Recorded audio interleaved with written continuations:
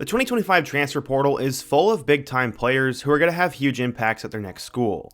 Coaches are obviously trying to improve their rosters through the portal, and the most highly sought-after position is obviously the quarterback spot.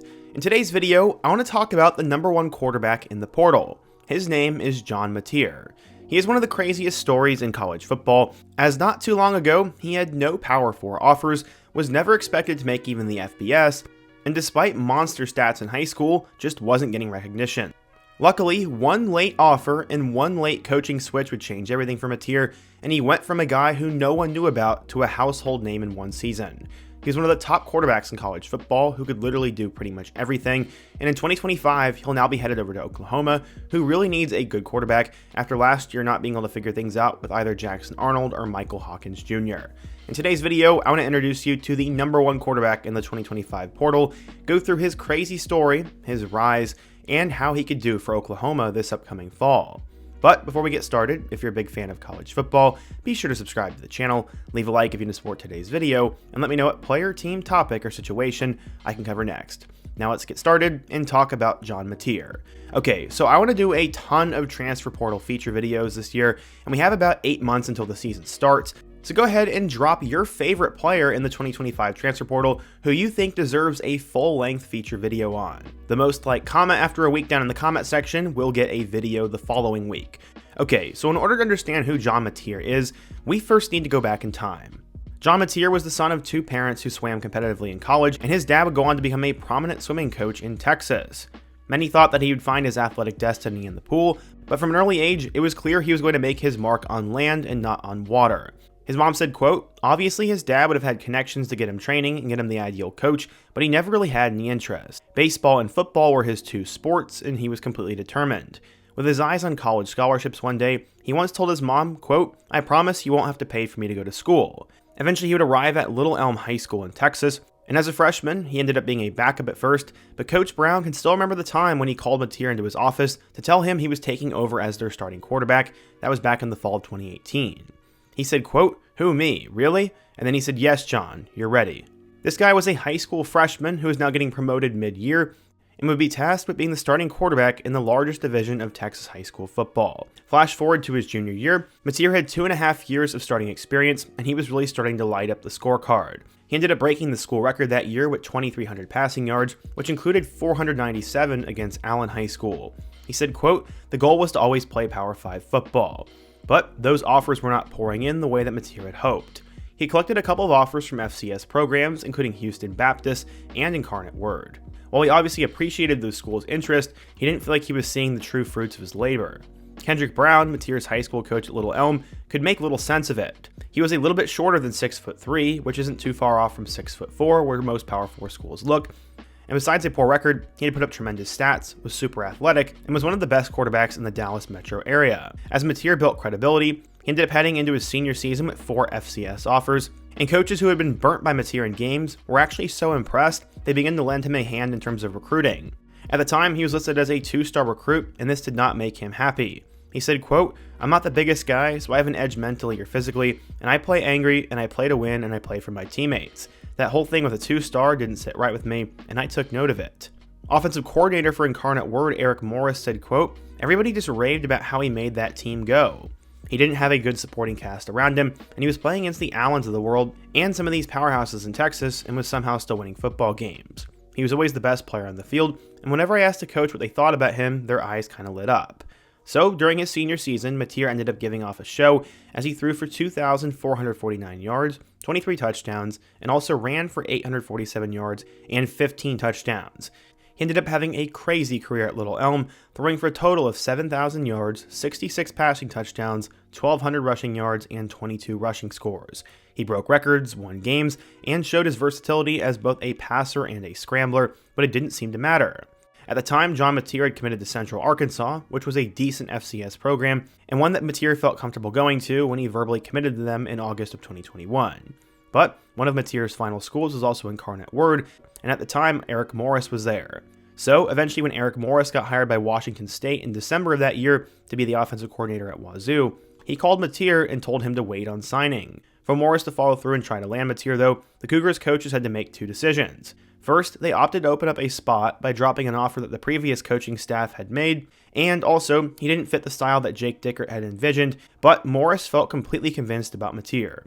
Secondly, Morris had to clear another hurdle. He had to convince Mateer to decommit from Central Arkansas, which he had committed to in August of 2021, and a big reason for him going to CMU would be that he'd be able to play both football and baseball. But it wasn't that hard of a deal to sign, as he eventually flipped to Wazoo, and his dream had come true.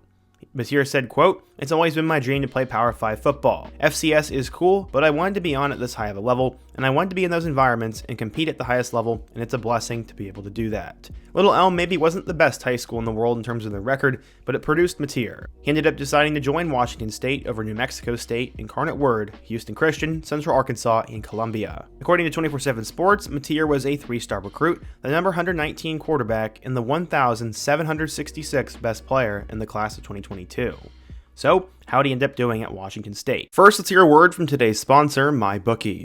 The 2024-25 football season might be wrapping up here shortly, but if you have a strong conviction about a certain team winning, go ahead and head on over there. This season, MyBookie is pulling out all the stops with incredible promotions like a weekly risk-free boost on Thursdays where you can bet without a sweat. If your bet hits, you win big. If it doesn't, forget it. MyBookie will refund your wager. But that's just the beginning. MyBookie is giving away hundreds of thousands in prizes with their Super Survivor and Square contests. Get your entries now in for your shot at huge cash rewards. When you're ready to get started, be sure to use my promo code Fisher50 and make sure to get some extra cash on top of your first deposit. If you type in Fisher50, you'll get up to $1,000 in a welcome bonus bet plus a $10 casino chip.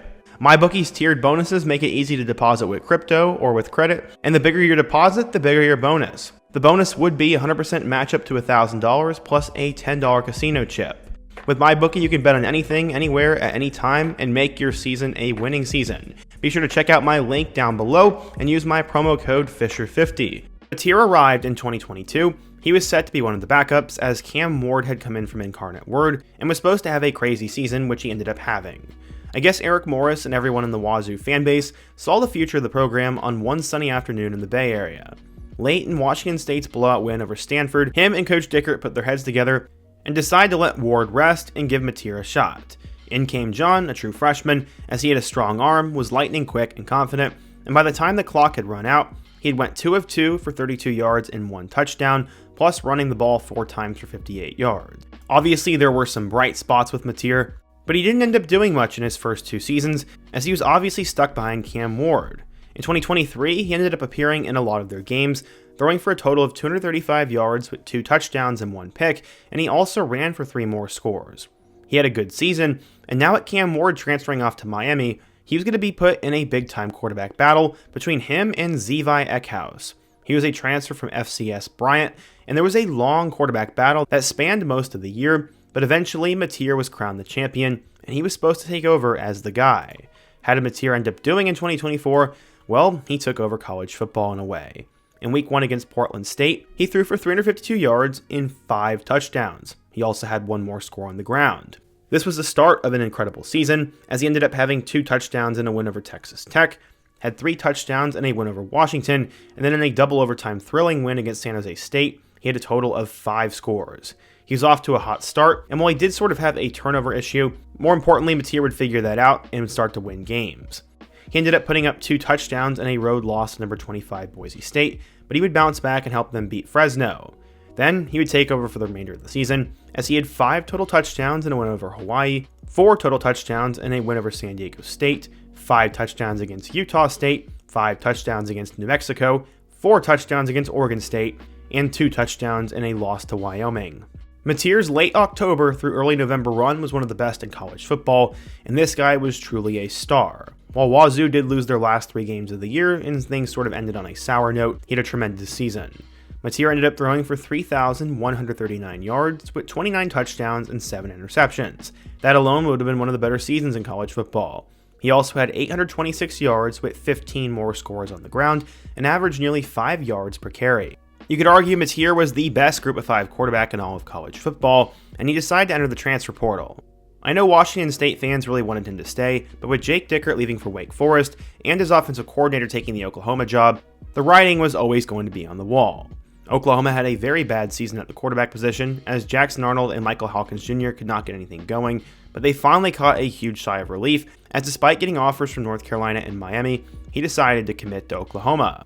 This was a giant get for the Sooners, but he'll follow former Cougars offensive coordinator Ben Arbuckle, who took the job at OU on December 2nd. A couple weeks later, Mateer ended up going there. According to former All-American Paul Sorensen, Mateer's decision also had a lot of financial aspects to it. He said, quote, "He already has a $1 million offer. From that perspective, I don't know what school it is, but I know there's one sitting on the table, and it's out there right now." While there are conflicting numbers on how much Mateer is getting paid, he is going to be one of the highest paid quarterbacks in college football next year, and honestly, it is for good reason. Brett Venables really needs a quarterback to rebuild his offense, and Mateer seems like the guy for that. I know technically Carson Beck entered late and is ranked as the top quarterback in the portal, but in my eyes, it is definitely Mateer. Beck is just a bigger name, but Mateer had better stats, I think fits the system better, and will ultimately do a lot more good. Now the biggest question mark that will face John Mateer moving forwards is if he can replicate the kind of production he had last year in the SEC. It's one thing to play against Portland State and San Jose State, and it's another thing to play against Texas, Georgia, and Alabama weekly. Will Mateer be able to do that? Will he be able to hold up and not get hurt? And will he be able to save an Oklahoma offense that just wasn't all that good last year? The Sooners have had a string of really good quarterbacks the last decade or so, if not longer, and Mateer will have extremely high expectations placed on him. He was going under the radar in high school and at Washington State, but now that he's in the spotlight, with a bunch of teams scheming to try to stop him, and real NFL draft hype, how will he perform next year? Will the expectations be too much, or will he become one of the best quarterbacks in college football? We'll have to wait and see what happens, but I think scouts got this right when they originally ranked him as the top quarterback in the portal, and it's crazy how far he's come.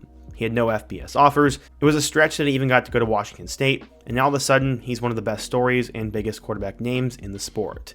But what do you guys think? If you're an Oklahoma or a Washington State fan, what do you think of John Mateer? How do you think he'll do next year? And what transfer should I do a video on next? Be sure to let me know down below, leave a like if you want to support today's video, subscribe if you're new, and check out my other videos on the end screen. Hope to see you guys again soon, but until next time, peace.